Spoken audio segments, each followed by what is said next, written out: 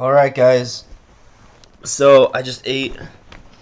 I ate with my family, and now I'm gonna be doing some more back testing. I'm gonna be reviewing more of the week, and yep, just like the past three streams have been, I'm gonna be reviewing the week and just looking at what happened. And the more we review, the more we can learn. So, with that, let's jump right into the charts. So here we go. Once again, very chill stream. Not to be taken too seriously, just, you know, me and you guys reviewing the market, right? Might actually sit up a little bit better, more though. Right, so we had, let's see here. See how this camera's looking. Alright. So, yeah, let's start reviewing price action. And once again, guys, I'm listening to music, so if you want to do that too, highly recommend that. But as I was saying before, guys, we need to understand when the market's high resistance and when the market's low resistance. This is the perfect example that I was just backtesting before I ended the stream of the market being high resistance liquidity, right? Every single time we tap up into this, the market gets rejected. And actually, I think we actually swept midnight as well. Yeah, you can see here's midnight.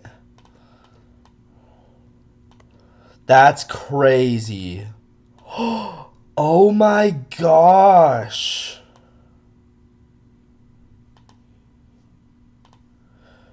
Yeah, that is an insane confluence for the Phoenix model.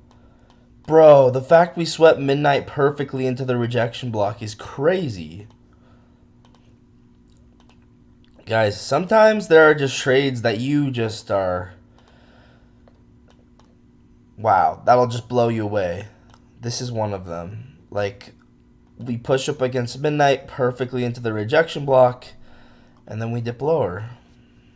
That's crazy.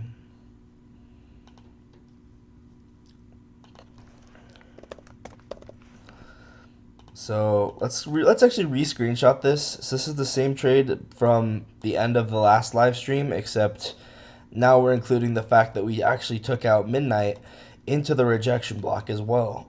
So once again, guys, if you don't know what you're looking at Phoenix model, which is when you have SMT with a rejection block. And once again, we had this high resistance liquidity curve, meaning every single time we tap up against this curve, we were rejecting price.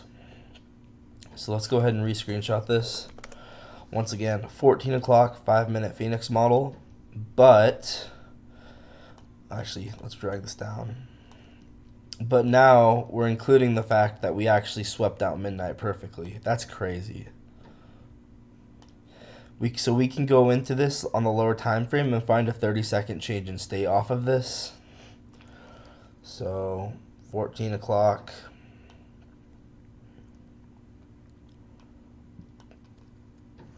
14 o'clock Phoenix model, 5-minute, number 2. And once again, guys, I'm really not taking these live streams seriously because, I don't know, if it's going to help someone, it's worth making it. I understand these chill live streams, they're going to have a lot less viewers, and that's totally fine for me. I'd rather have less viewers and help one person than not make it. So, okay. So yeah, look at this. We also induced this high into the rejection block.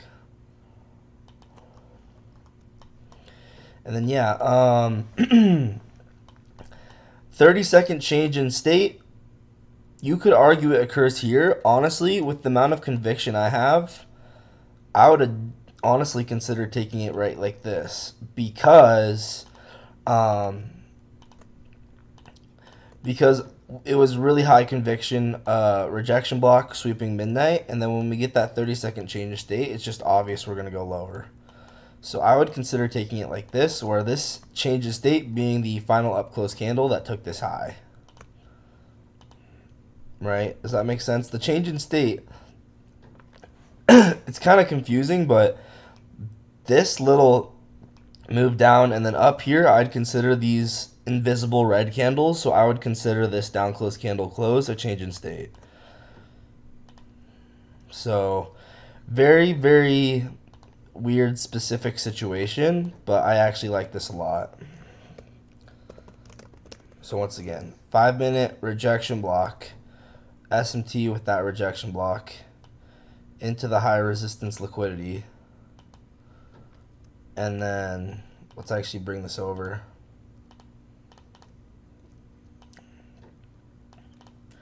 Once again, if you pattern trade these markets and not understand what is going on and why, I mean, how do you expect to be successful? You have to do things outside the box in different ways than everyone else is thinking.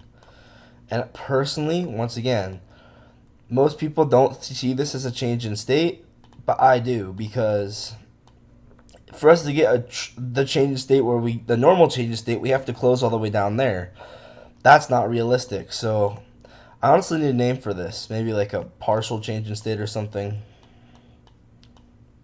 Either way, I like it.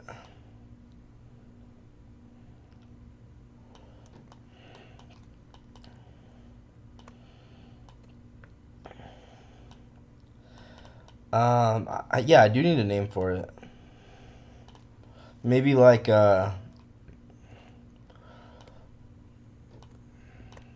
intermediate change in state or something.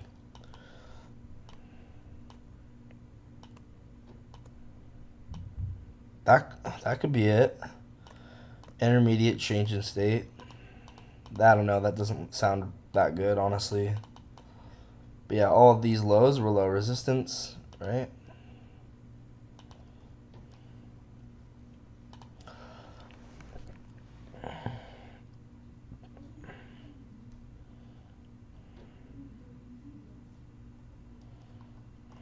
I'll think of a name for it. I don't need to come up with the name right now.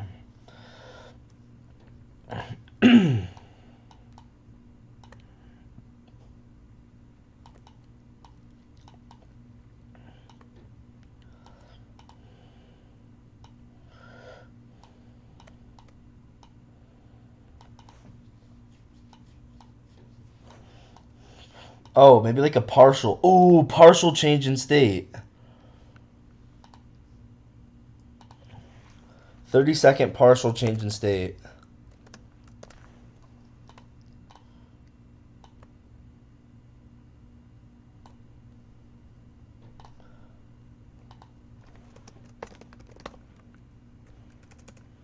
I don't know if that's a good name. Nah, I'm just going to call it change in state. It's too complicated. I'm going to consider it change in state. So like that.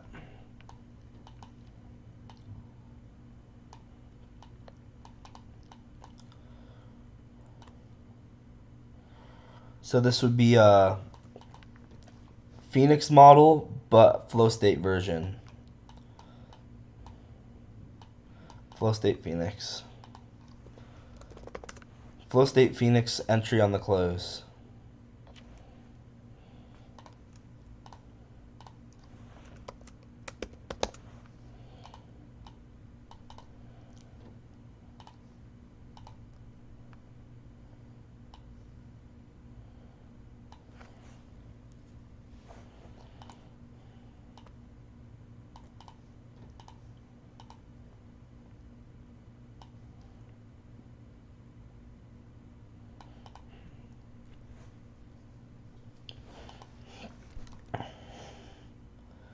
So 1406.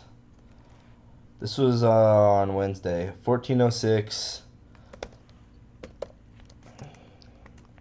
Flow state Phoenix. 5-minute rejection block, 30-second change in state. And you guys, once again, if you're just now joining the stream, you're probably like,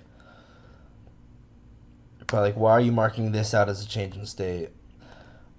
Because on the lower time frame, these are down close candles, but they're hidden. So since the regular one's down here, this is obvious enough to me for me to consider it change in state. That's why. Yeah, you're still trying to figure out order blocks? Yeah, order blocks, they're basically like this, like a change in state of delivery is also an order block. Every single time you see a change in state, it's an OB. It's like this is an OB, but so is this.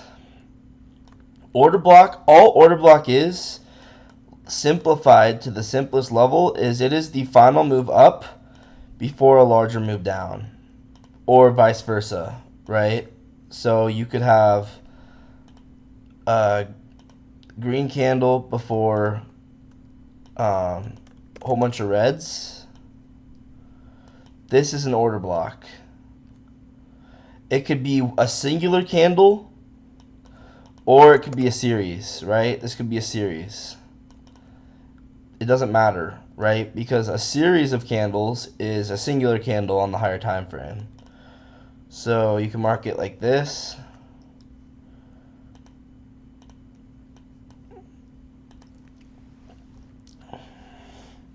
You can mark it like this, or you can mark it out like this.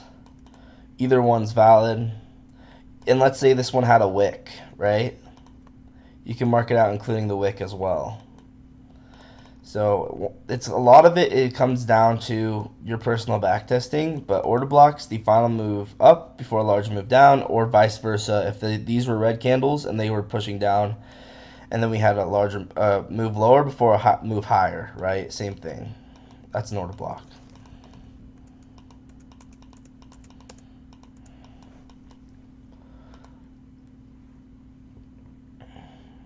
So like a small accumulation. I'm gonna take my AirPods out for a second. So like honestly, I'd consider it more of like a. I mean, maybe you can consider it. I would consider just. I don't know whether you'd consider accumulation or not, but I just consider it. Once again, it is simple. It's very simple. It's just the higher move, the final candle or candles before a larger move down, or the final green or green candles before a larger move down, or the final red or red candles before a larger move up. So like, for instance,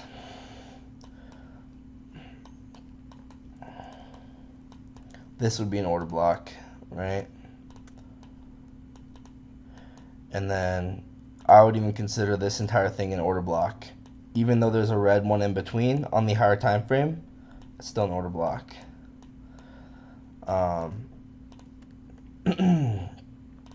Like this red candle here, low time frame order block. So the final down close candle before move higher. Literally anything that's a final move down before a larger move up is an order block. I could actually zoom out and find some higher time frame ones for you. Any down close candles before a larger move up or up close candles before a larger move down are going to be order blocks, but it's about context, right? The context is what matters. So maybe let's go to the 4 hour.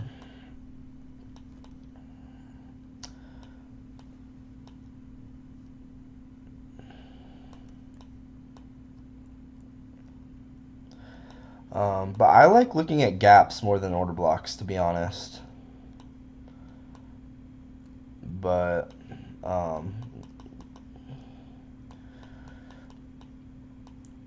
yeah, like here, I guess we don't tap that one that well. I think you get the idea, though. Yeah, okay, perfect. So yeah, and you might be wondering, well, why do they fail so often? And it's because of context, right? It's the same reason an SMT fails so often. It's the same reason a breaker fails so often. It's the same reason a fair value gap fails so often. It's just about the context. Did the order block, did the order block clearly, sometimes like there's higher probability order blocks, like one that takes liquidity, for instance. An order block that an order block that took stop losses. I think those ones are really, really nice, right? So it's just all about context. Okay, so back to, let's what we were doing. So I think I recorded that trade, didn't I?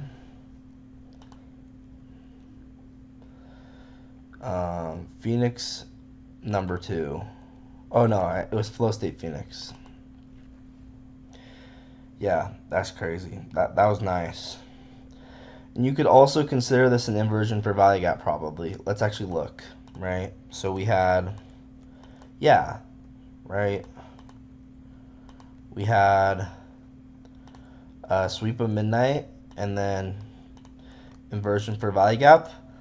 You could take this on the close. Personally, I would take this on a Jan entry, right? Because we closed super far low. So I would look to retest or to enter on a retracement. So 1 minute inversion for value gap. Let's actually see if there's a higher time frame inversion.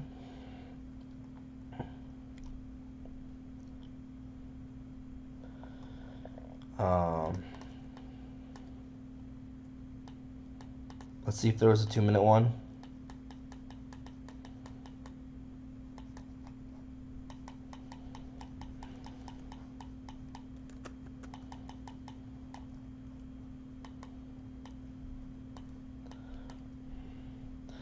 I like the 1 minute one best. So we have a 1 minute inversion for value gap. We closed super low, so I would look to enter as a limit order after a retrace. So look how far down we close. So I would go limit order at the retest of the inversion, and then and I'll probably stop like around there. And then yeah, same thing, right? So here's where we inverse it. We close. So once again, the normal trade is like this. Notice that's only 2R, not that great. I just took a 2R trade into a 4R trade because I took a Jan entry. And that's just because of my own personal risk preference, right? My personal risk preference tells me we closed way too low for me to take this normally. But if we were to get a retrace, I would like it. And then we do. So I call these Jan entries, and I've never made a video about them. I need to, but I just haven't.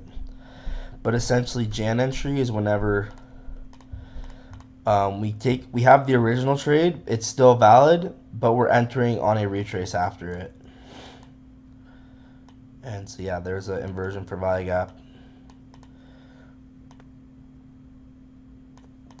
And there's the Jan entry. So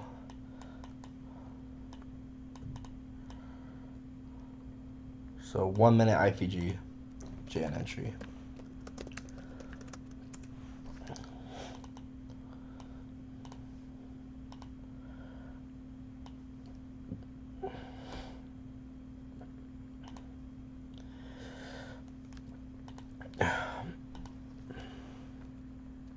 $14.07 IPG-J.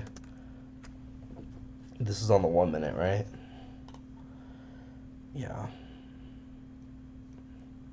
So right as soon as we get that inversion, I put a limit order on the retrace.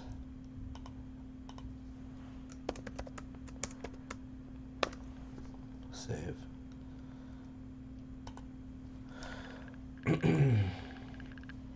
All right, I might go. I might be right back, and then we'll keep going.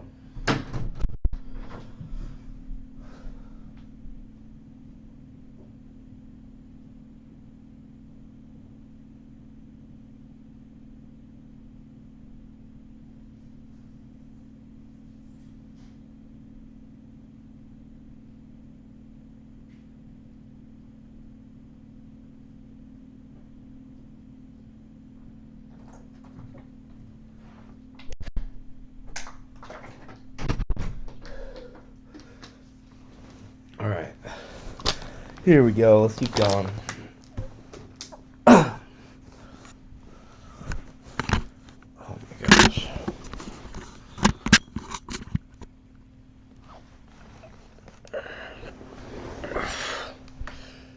I'm gonna go back to listening to music.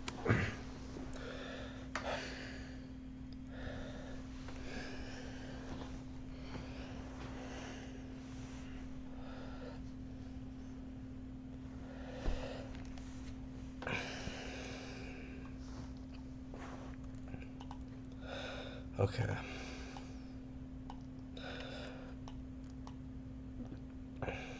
As well, this was a 1 minute change in state.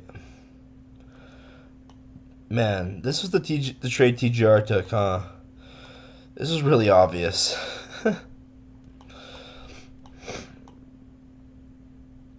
Really, really obvious.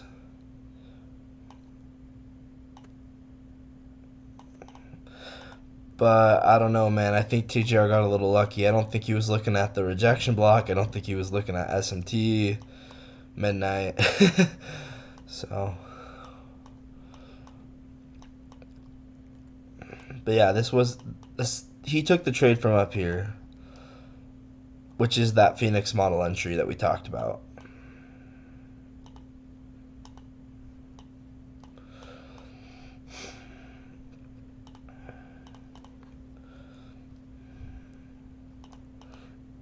And then we talked about this, didn't we?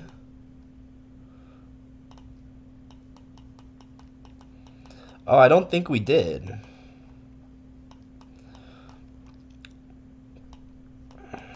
So on Wednesday, wow, FOMC price action is really nice. I'm not gonna lie, guys. I should trade FOMC going into the future.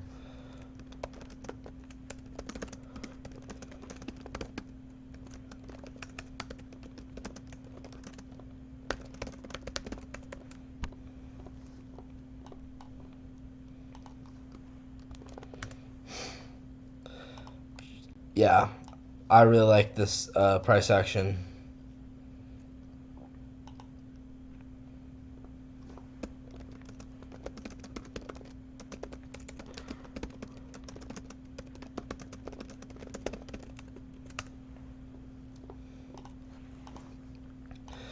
But yeah, here we have a 3 minute fair value gap, and it was also a BPR.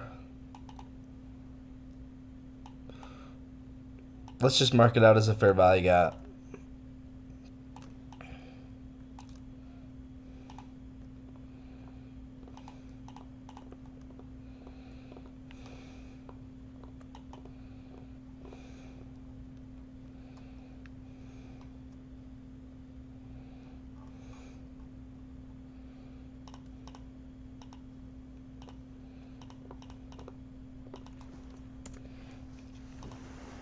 And it aligns with the breaker.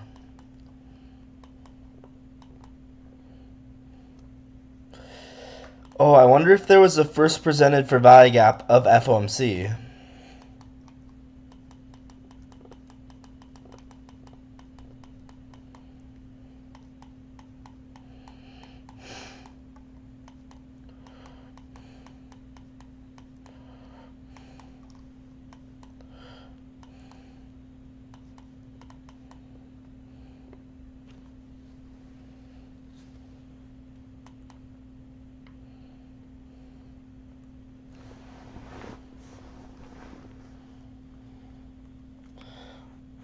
Let's look it up.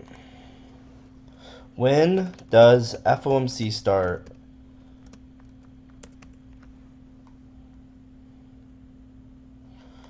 What time?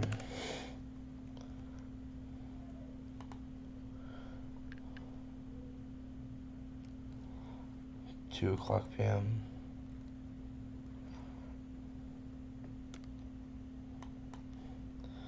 So this is the first presented fair value gap right here. That's honestly not used, really.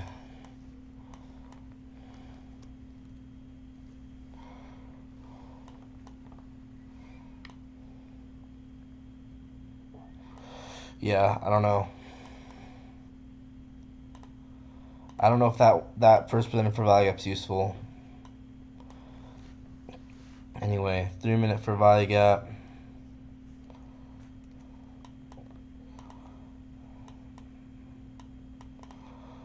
And it was also a 3 minute breaker. Oh, where's PM session true open? 1:30?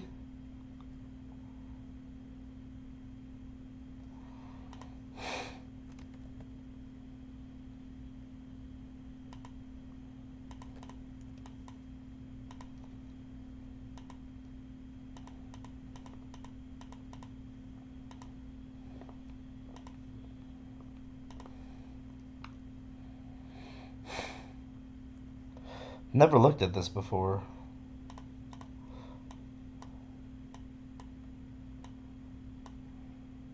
Not 130. I need 1330.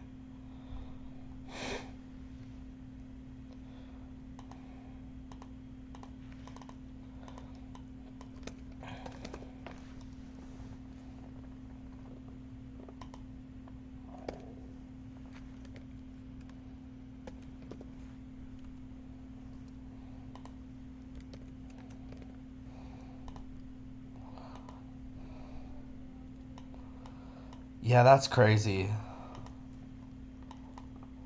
Here's the true open.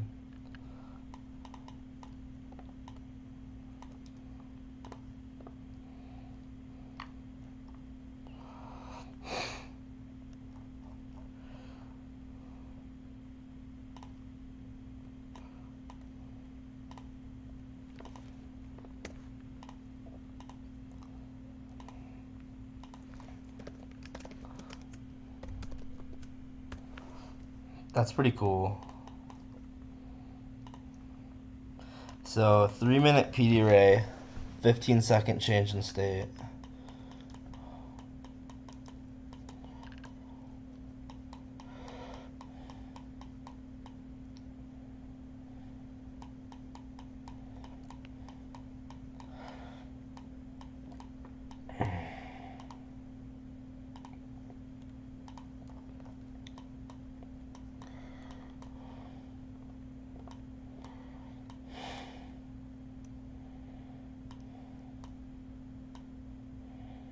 That is really cool. Was there SMT?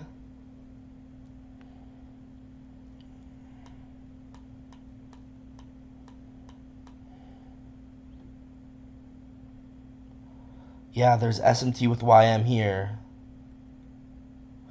Yo. That's so cool. Okay, FOMC's price action was insane. It's so clean. Wait, this might have been 90-minute SMT.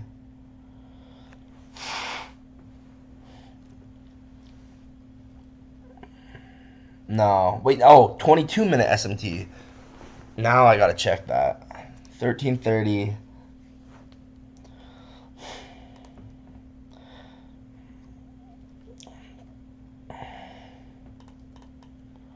Yeah, because look at this, right? So this is 30-second change in state.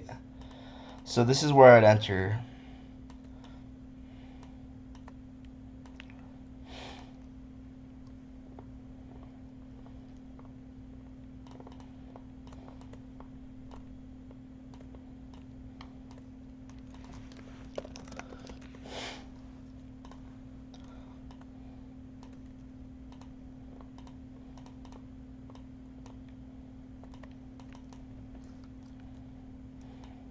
But what I'm curious about, okay, where's, okay, 1352.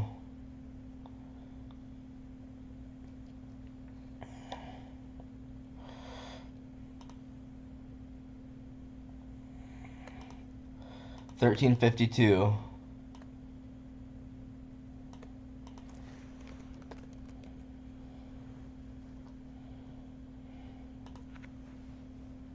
That's a 22-minute true open.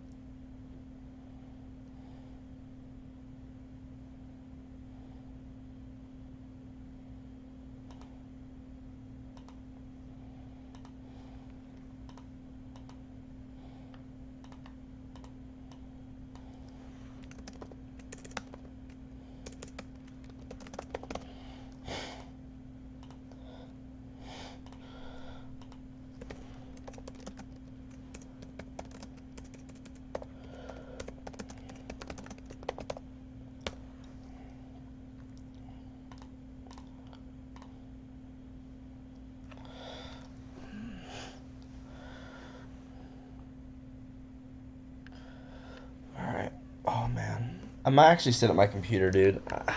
Let's actually move the stream over to my computer because I'm not comfortable over here.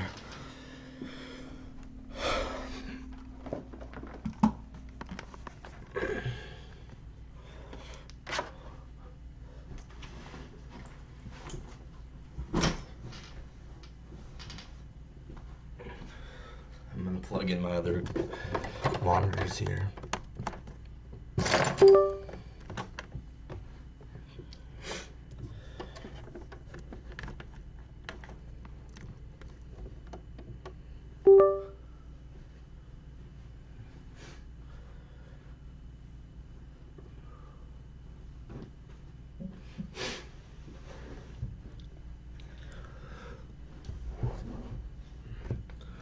Okay.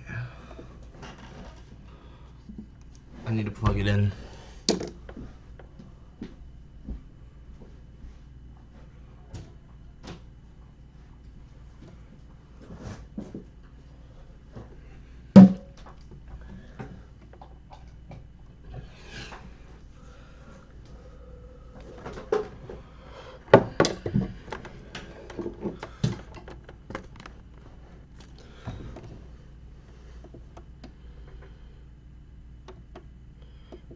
Okay, there we go.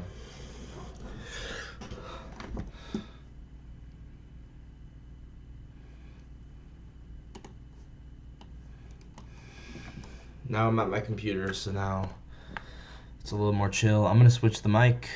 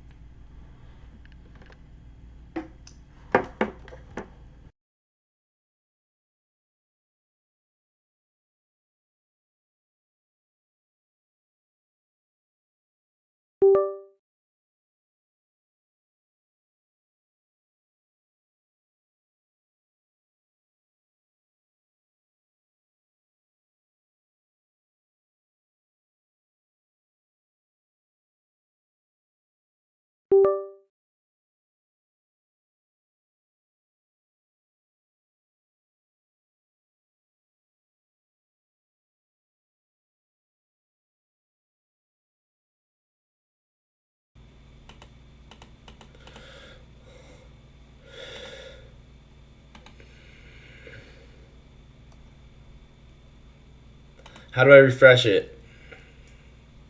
Because now I unplugged it and now I'm frozen. I'll just restart the stream.